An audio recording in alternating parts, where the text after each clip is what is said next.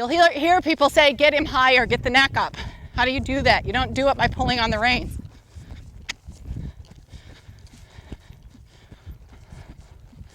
You do it by engaging the horse, by goosing him a little bit forward and shortening your reins when the neck comes up.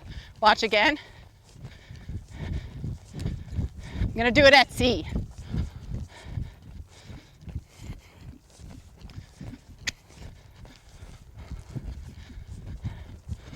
That signal comes from my leg, and I'm only shortening my reins when he responds to it. One-tempies. This is how I normally teach a horse one-tempies. I do it on the second track. I teach them to start the movement, and I teach them to stop the movement. So I teach them, in other words, to listen to my legs, which you saw with the beginning horses today. If the rider's leg is back like this tells him you're in neutral. You've just got this knee bent. Tells him, stay on the left lead. This is what the right leg back means. That's why you should be able to ride a counter canter anywhere you want to, because as long as this leg is back, he has to stay on the left lead, which follows, if you switch legs, he should switch legs. Try to make your flying change work that simple. I'm going to start and counter canter and show you what I mean, and then I'm going to go on to the one-tempies. But know that the one-tempies come out of the fact that he knows this means right canter, this means left canter, this means right canter, this means left canter. That's why he switches leads when I tell him to. It's only that. There's no big secret to it.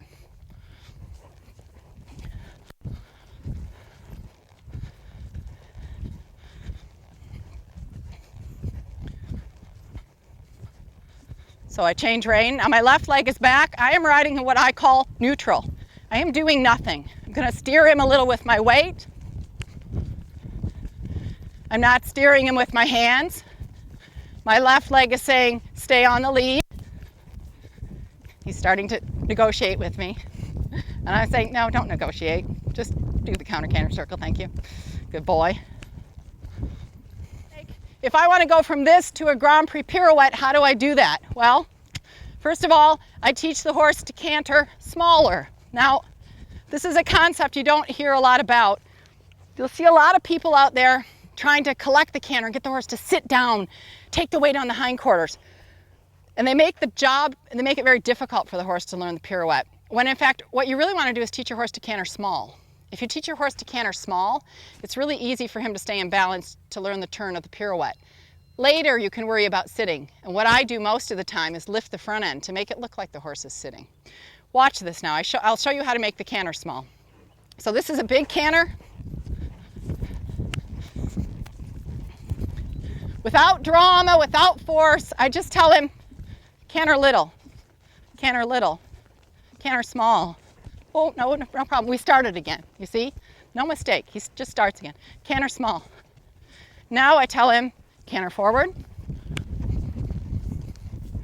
And then I say to him, canter small, keep it quick. Canter small, keep it quick. Don't get behind my leg. Canter small, keep it quick. And then I tell him, keep this canter, and I tell him, don't change your rhythm. I'm telling him that with my seat. I make him canter to my hand, and I start turning his shoulders more. And if I want to turn that working pirouette into a Grand Prix pirouette,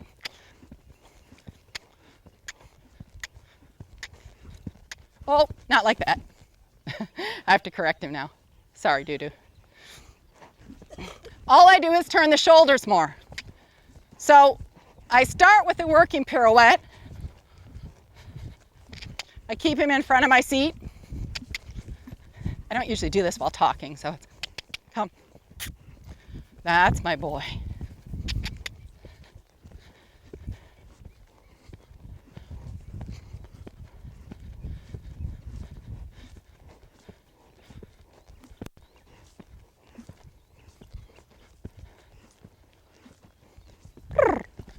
All I did was sit back a little more. I made him stay from my seat bones to my hand so that he kept cantering that way as I turned him.